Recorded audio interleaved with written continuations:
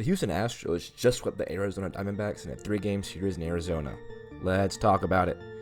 Game 1 will go down in the history books as the Bryce Matthews game, but we'll get to that in a bit. Colton Gordon got the start for Game 1 and did solid enough to take the W.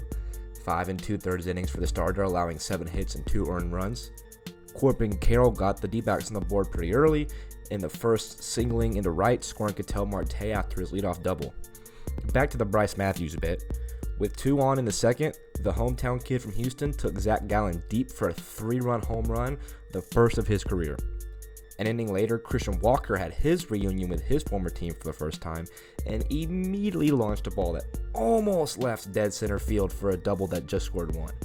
Keep in mind, the ball he hit is a home run in 28 out of 30 stadiums, so when I say he just missed it, he just missed it. Eugenio Suarez kept his hot season alive, taking 1 deep in the left later that same inning. Zach Gallen would end up striking out Bryce Matthews for his 1,000th career strikeout, but Matthews would get the last laugh whenever he would take Gallen deep again for his second career home run that scored 2 more. This kid is stepping up when the Astros need him the most. It's crazy. Hader would lock up the game in the 9th for his 26th save on the season, and the Astros would finish Game 1 on top. Game 2 was a straight-up pitcher's duel.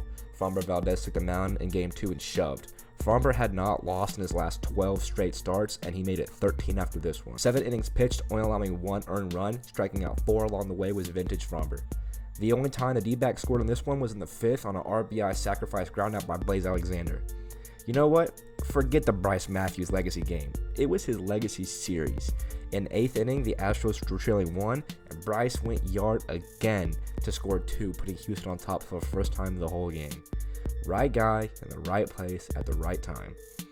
In the 9th, Bryce was actually at the plate again when a pass ball got by the catcher and scored a diving Altuve to give the Astros an insurance run.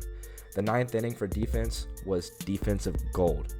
With the bases loaded and nobody out, Brian King struck out Blaze Alexander, and then Jose Herrera came up and grounded into a Bryce Matthews beautiful double play to seal the game for Houston and win Game 2. This Bryce kid is fun to watch. Game 3 saw Brandon Walter go 7 innings deep, only allowing 1 earned run, which was a leadoff Ketel Marte home run to start the game. Can't be too mad at that though, it's Marte, whatever.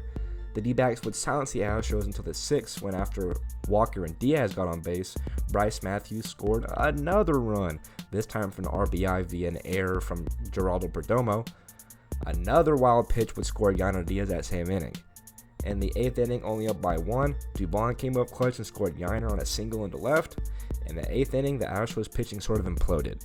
Corbin Carroll doubled in 1 to cut the deficit to 1, and Josh Naylor singled to tie the game late in the 8th.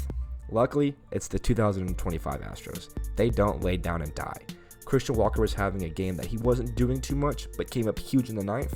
A single in the center to score Zach Short and give the Astros a 4-3 lead. They'd go on to finish it off, sweeping the D-backs and notching their 60th win on the season. The Astros now hold the best record in the American League.